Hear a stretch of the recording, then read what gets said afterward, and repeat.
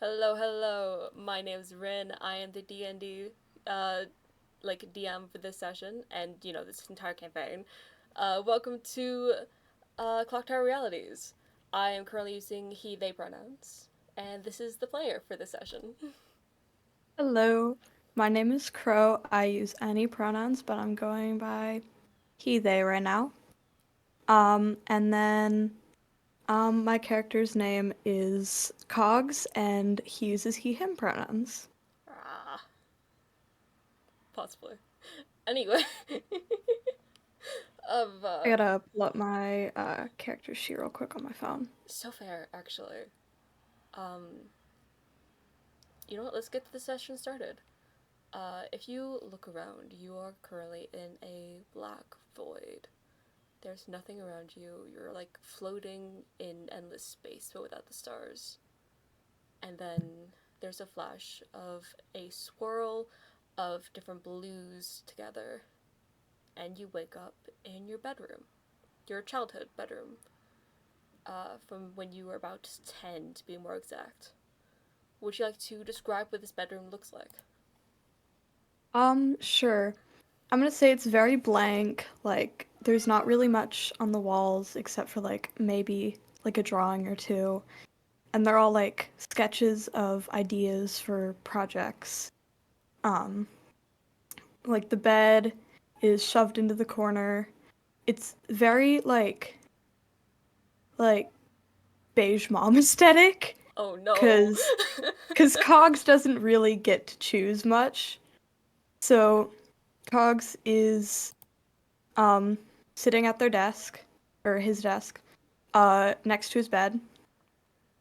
Um it's again very blank. There's a little mat for cutting stuff, a little pencil cup, and pretty much nothing else. uh, of What would you like to do in this room? How do you feel? Um, is this like my like current character in my old bedroom, or is it 10-year-old Cogs? 10-year-old Cogs. Okay, okay. If you Um, look down, you'll notice the clothes you constantly wore when you were 10. You will notice you are a lot smaller, a lot shorter than you are at this point in time. Yeah, you are just your 10-year-old self, but the brain of your current self. okay, okay. Can I describe what I'm wearing? Yeah, absolutely. Okay, so I look down and I'm wearing a like plain white, roughly dress, which is very disturbing for me. Because I would recognize it as something I had to wear most days unless there was like an event. Oh my God. I'm sorry. I have to let my cat in my room. She's screaming at No me. worries, you're all good. Chat, we're gonna traumatize this man this session. Kind of. It's his own past memories, but it's fine. Drop my earbuds. Another caught on my jeans. This is not going right. Um, God damn it. He got this. He Um, got this. I believe in you. sorry about that. No worries, you're good. I got to talk to Chad a little bit. of so, anyway, so I'm very distraught at seeing what I'm wearing and seeing like where I am. It's like kind of similar to like a prison cell almost with the way it's set up. Um, I don't really do anything because I don't think there's really anything for me to do. I just like pull out a piece of paper and start drawing just to take my mind off stuff or whatever. I don't know. How good is Cox's hearing? I'd say since he's a cat, pretty good. Okay, But probably not as good as it would usually be since he's stuck in his 10-year-old body. fair enough. Can you roll perception for me, actually? Yes.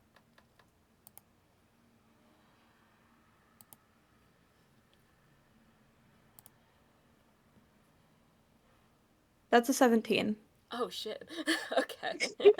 You know what? Good enough. um, uh, you can hear people talking outside of the room.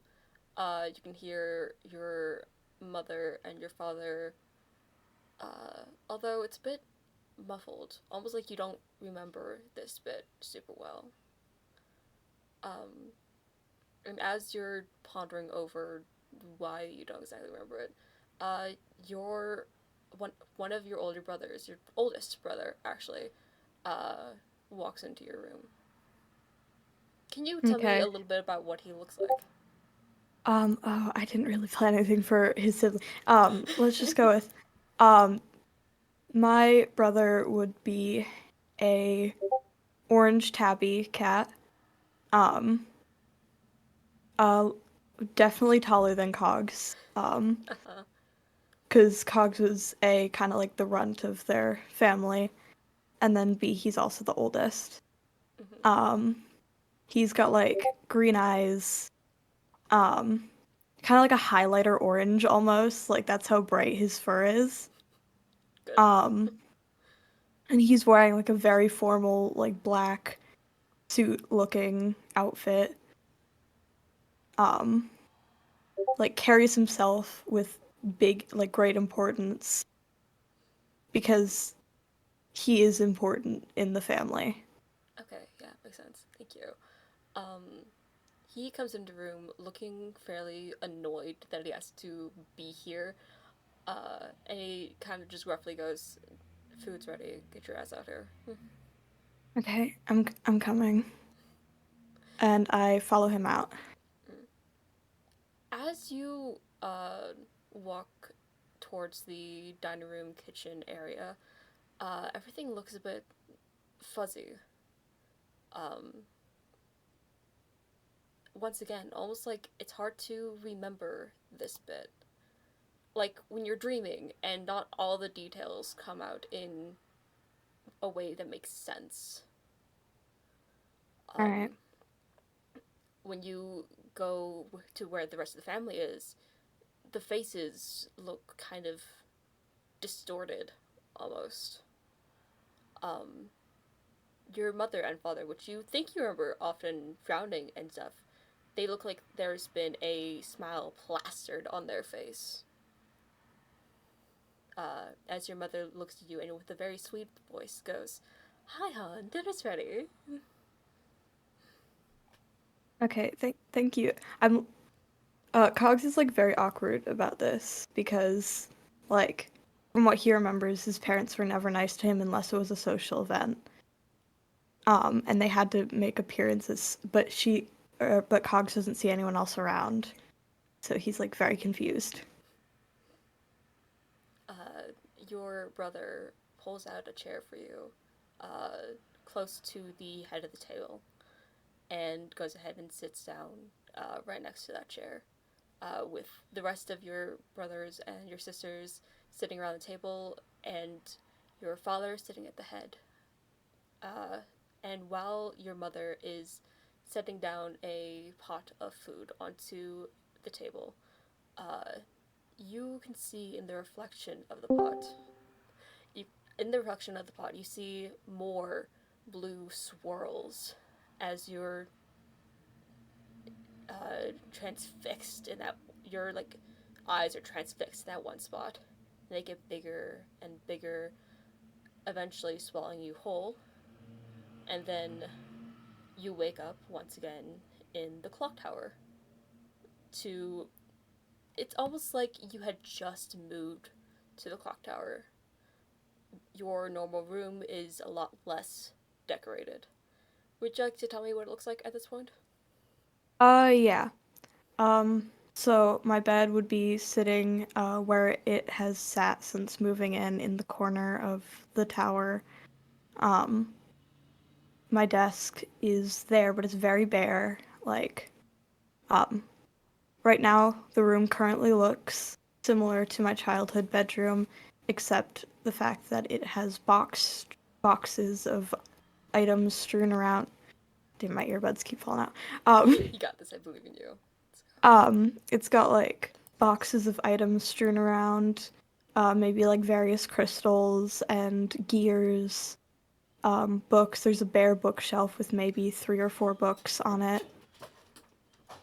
Um, it's got like you can see like half put up vines and posters. That's pretty much it, yeah. Great. Um, as you are noticing where you are, you can see Runa shaking you awake. Uh, but once again, uh, she looks like this. Wah! That's not what I want to do. Anyway, Wait, I gotta open pull that the again. chat. Yeah. Uh, There we go. so yeah, she is the really pretty black woman. Yippee, we love her.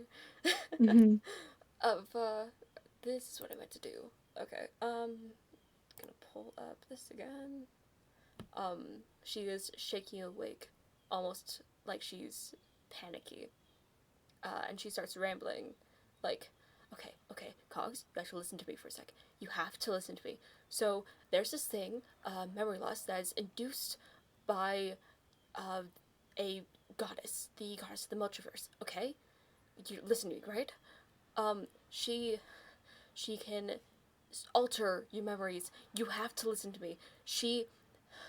It's very dangerous. There is, of course, a way to take care of it, but I am afraid this is going to happen to you in the future. Please, please be aware that your memories can be tampered with, and they will be tampered with.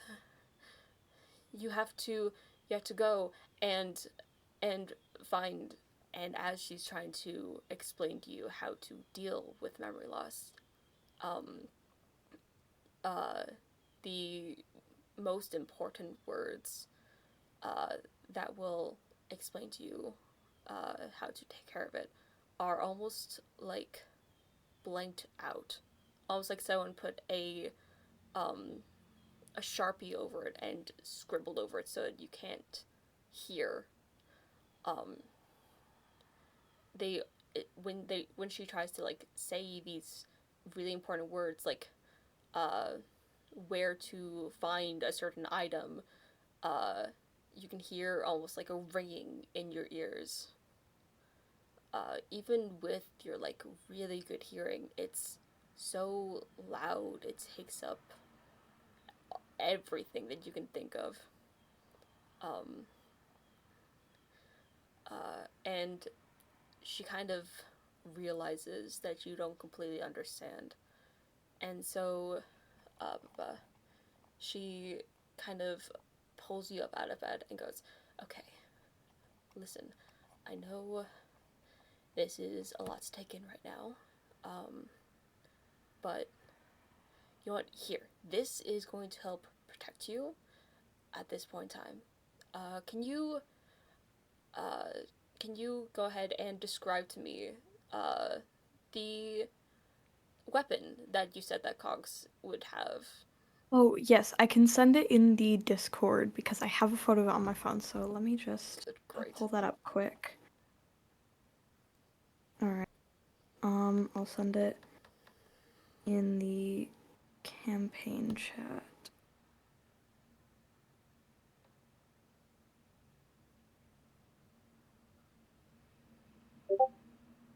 Ideal one would be the hammer, that is taller than me.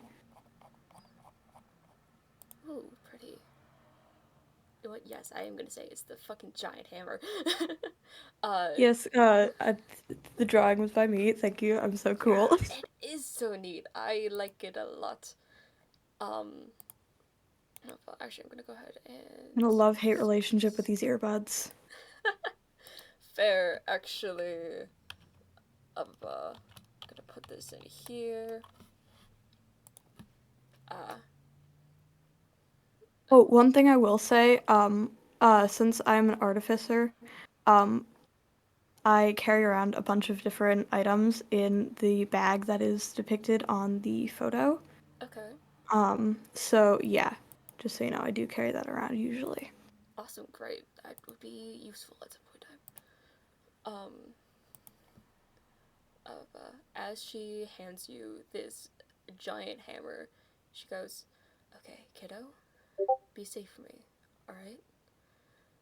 Please don't let her tamper too much with your memories. Remember who you are. Remember what's happened to you. Remember how I found you, okay?" I kind of nod and like hug her. She hugs you back and kisses the top of your head and between your ears. Um, would you like to look at this giant hammer that you've been given? Yeah.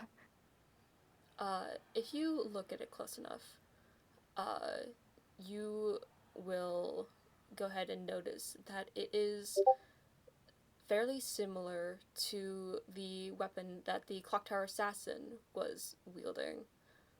It has the same kind of color scheme, it has the same kind of build, it has the same designs almost. You can tell that it is, in fact, an order weapon. Um, so that would mean that, according to the Clocktower assassin, um, you would be able to kill an order member with this. All It's right. one of the only things that could. Okay. And as you are staring into this hammer, you see the blue swirls once again forming and grabbing you in. And you don't see a bedroom this time as you are falling through the swirls pretty much. But you do see a bunch of different images. Nothing complete, everything fairly blurry. You see images of you in dresses when you're younger. You see images of you being given dresses when you're older by your parents. You see uh, snippets of your siblings playing games with you like nothing's wrong.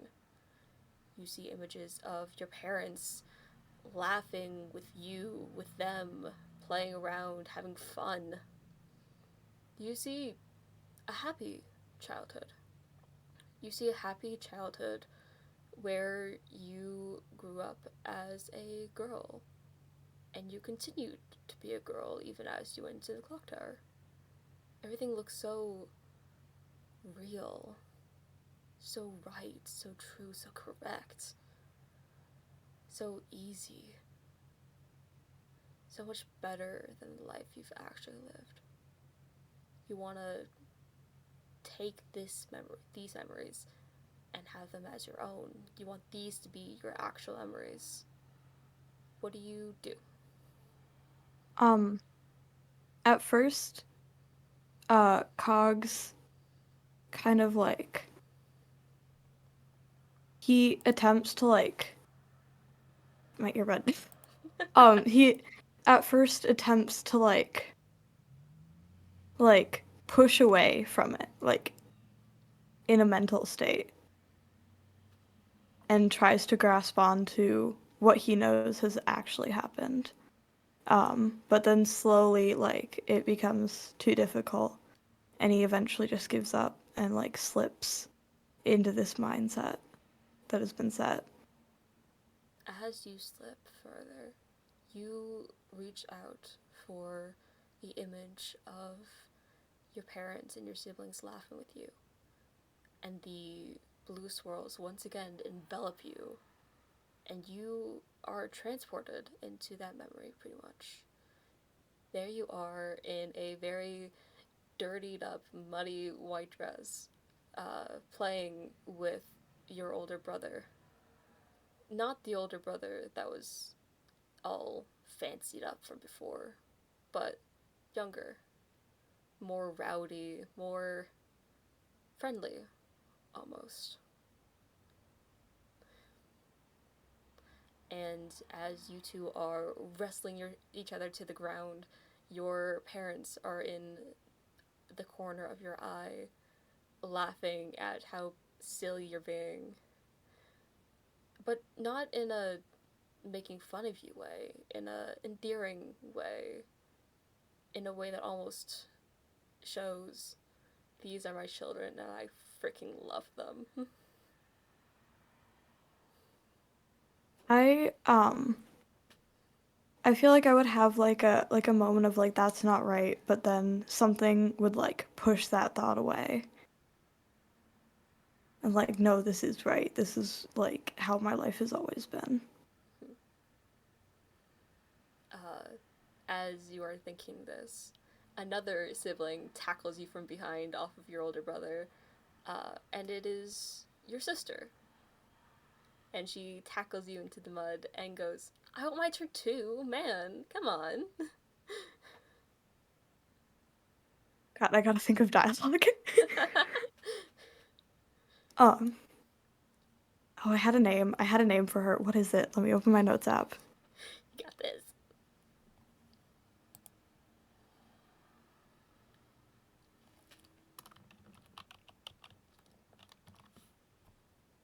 Uh so her name will be Chime, sticking with the everybody's named after a clock bit. Like, Chime, get off. I'm trying to I'm gonna beat him. I'm just about to beat him. No, you weren't, Dial. Come on. No, Yeah, I was. you weren't. Especially not with me around. I mean, come on. I would like to tackle her to the ground. You know what? Roll to grapple, actually. Oh, sweet. That is a 12.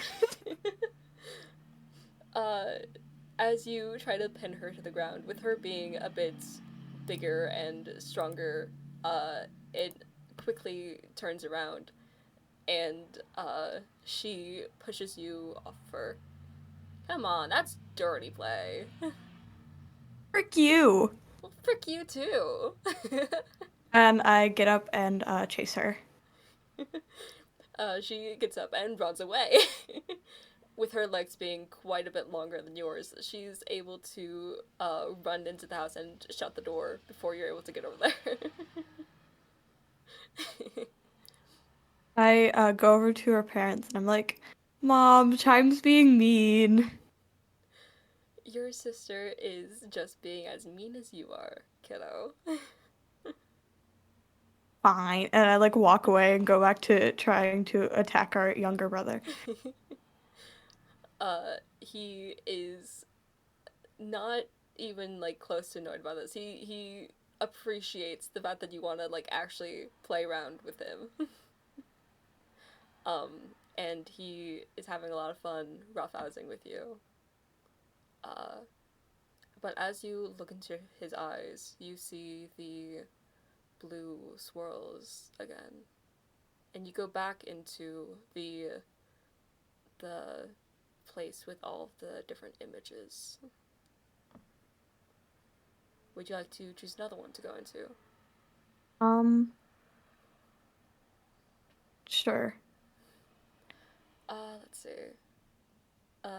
You reach your hand out towards the image of you being given a dress when you're a bit older, and as you reach out for it, the blue swirls once again envelop you, and you are transported to the living room of the clock tower, uh, where your mother stands in front of you and is handing you a dress box, pretty much. Would you like to open it? Yeah. As you open it, you see a very pretty, sparkly blue dress. And she goes, I know it's not the most practical for your work here, but I hope you can wear it whenever you come visit us. So pretty. I love it. I'm so glad. I only try to get the best for you. I go up and I hug her. She hugs you back and uh, ruffles the the fur in between your ears. Oh God, I don't know what to do next. I really hope Um, your mentor doesn't mind me coming over so often. I don't think she will. She seems really, really nice. I'm glad. You deserve to have a good mentor. Sorry you cut out. I didn't hear you. I'm glad. You deserve to have a good mentor by your side. I nod and I just nod. I wonder where. Emma, stop it. Emma, please, I'm trying to talk. I wonder where your mentor is now, actually. I haven't seen her around for a little bit. Yeah, me neither. Maybe she's just going to run errands. Yeah, I hope she didn't mind me barging in without her around. probably not. She seems very nice. And also, she has a friend that comes over all the time. Yes, yeah. Oh, good. I like this a lot, actually. Oh, a friend. Yeah, Is is he they hang out nice? all the time. Hmm. Do you think you can grab me some gossip about them? What do you want to know about them? I want to know if they're dating. I don't think so. Oh, it's a pity. Yeah, they like talking to each other a lot though.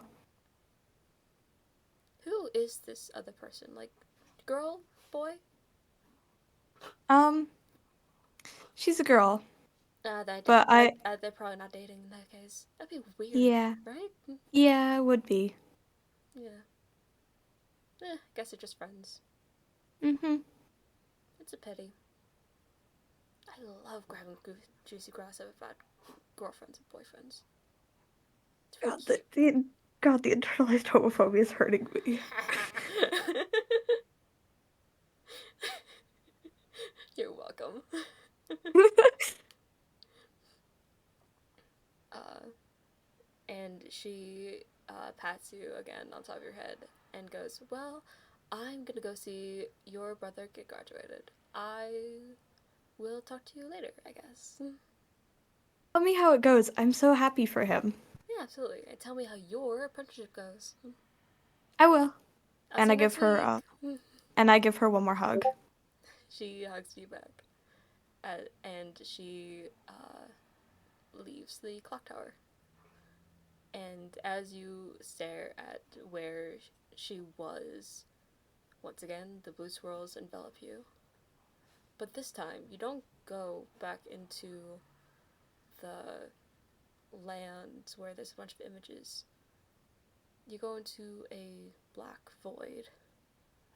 It's like how it was before you went into your childhood bedroom.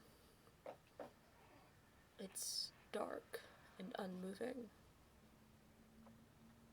That is until you snap out of a daze back in the the courtroom, actually, and you look at the woman uh, way along, sitting on her chair, and she looks at you curiously. And if you look down at yourself, you are wearing that same blue dress. And this is where we're ending the session today. Uh, It's quite a bit like of a. I knew, It's a I bit of a knew. shorter one. It's only like it's not even 30 minutes long, but I didn't have a Yeah, lot planned, so. yeah. I knew it was coming, but still. uh, God damn it, my earbuds. you're doing so good. Next session should be with. Let's see, who is it? Next session should probably be with Danielle, actually. And I'm possibly doing a joint session with Danielle and Haley, so. Woo! I'm gonna have to go ahead and plan that with those two.